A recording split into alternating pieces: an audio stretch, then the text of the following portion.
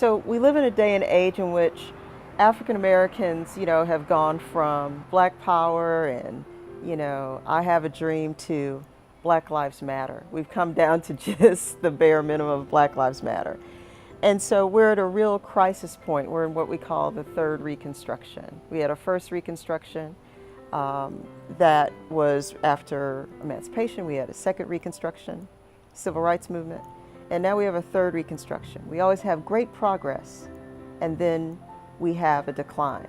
So we had Barack Obama, and then we had all of this repression and police brutality and continued degradation of Black communities and underinvestment in Black communities.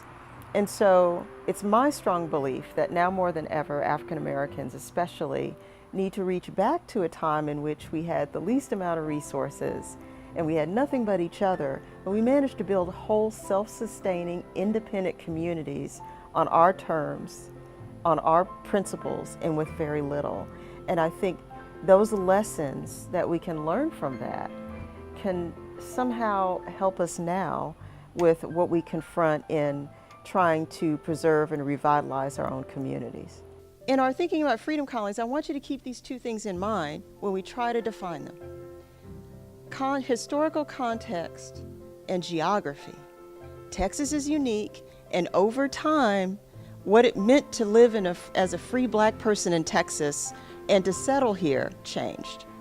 These were dispersed communities, settlements, Southerners often call them, places unplatted and unincorporated, individually unified only by a church, a school, and residents' collective belief that a community existed. People would develop settlements, if they ran away, in the woods on the borderlands of plantations. And we read about those. If you look at the WPA slave narratives, you will find stories of people that lived in the woods and that people carried food out to them to survive in the woods. The focus of my research on Freedom Colonies is really getting people to learn how to see them, how to identify them, and then how to preserve them. And so I look at ways that, from a grassroots perspective, descendants of these communities preserve the stories, the actual land, the built environment, and the heritage of freedom communities. So in defining Freedom Colonies, we're talking about placemaking. And what I mean by placemaking is making community, all right? Making a settlement. It's an umbrella term, Freedom Colonies, then, if we think of it this way, of places, settlements, landscapes in which African Americans have engaged in making community. And the purpose of these communities was to create places based upon economic self-determination, self-definition. That means this is who I am, not who other people say I am, but I will tell the world who I am. And security. In the origins and longevity of each of these types of freedom colonies over time varied according to the historic era in which they were founded in the current historical and political geography. Very often we're taught, well, African Americans, they need help. We do. We need our fair share of resources. We pay our taxes just like anybody else. We deserve resources. But we can't do anything for ourselves. We can't sustain communities. We need somebody to come in and teach us how to do X, Y, and Z. Yes, we do need external resources. Every community does. But we're taught very often that we never had that when we did. There are people from all walks of life who are passionate about Freedom Colonies, and they're especially passionate about Freedom Colony genealogy. They're passionate about archaeology, historical archaeology in Freedom Colonies so that we could see what they used to look like.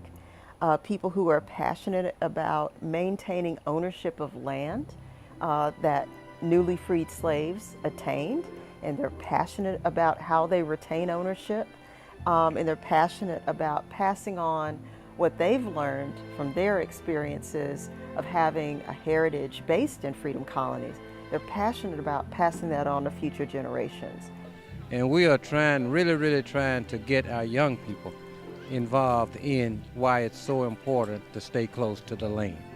And we have a lot of our young folk who are growing up and leaving town and not really coming back. And then you get a certain age and you see a lot of them starting to come back, and then it's not what it was when they left.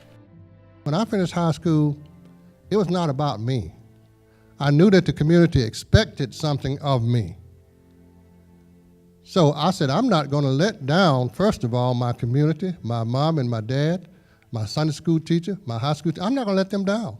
I have to do something. They expect me to do something. So that's what we're trying to teach these young boys and girls.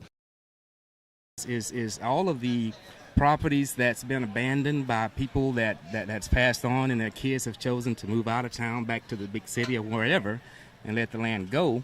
I want to be a part of trying to restore that and get it back in our community, and that's extremely important to me.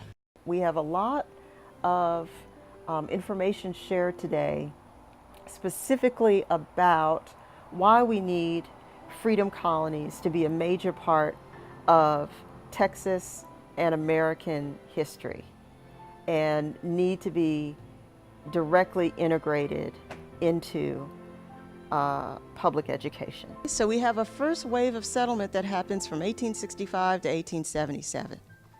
And then another wave of settlement happens in what historians call the Gilded Age and then the Progressive Era.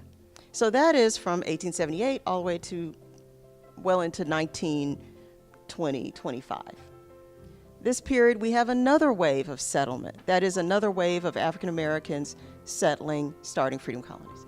Then we have black neighborhoods, subdivisions that are developed from the into the Progressive Era through right before World War II begins, through 1940. And then after that, we have what some people call black pockets, freedoms, black settlements. So what we see here is this progression, and I actually did it backwards. It's free black communities, maroon communities, freedmen's towns, black settlements broadly, and the black pockets or quarters. So has anybody ever heard of a quarter, a worker's quarter? Yes, right. Especially those of you who have mill communities around here, right? So around those mill communities, there were initially quarters, and some of those became the basis for then settlements. And then finally, we end up with those 1935 to 40 communities. So we see that it changes by time, by place. And so when we blanketly say, okay, freedom colonies, it's a little more complicated than only rural settlements, isn't it? We don't teach about African American self-sufficiency. Either African Americans are downtrodden, or there's a handful of African Americans need to know about because they are an exception to the rule. I think there's a lot of reasons why.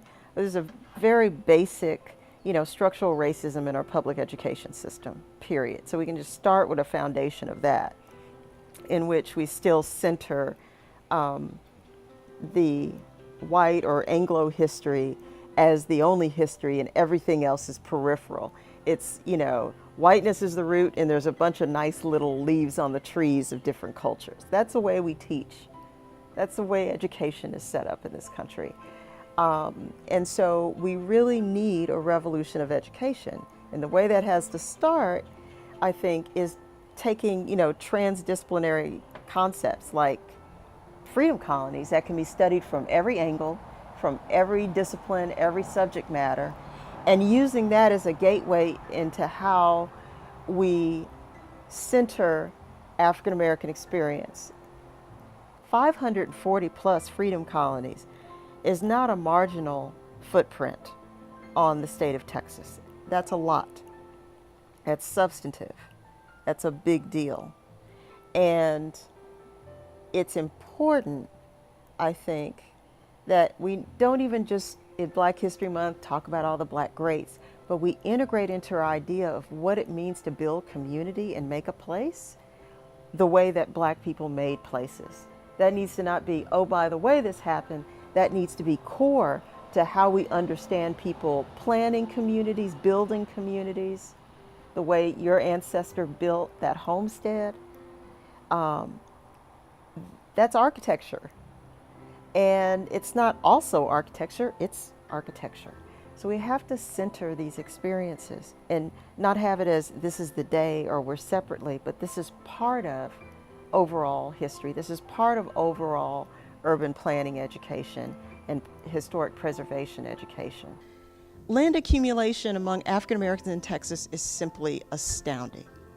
In 1870, African Americans owned barely 2% of all farmland in Texas. By 1910, 1920, we're talking African Americans owning some 31% of all farmland in Texas. How did people bounce back from being chattel slavery, being sharecroppers, and then use that as and then out of that build whole communities?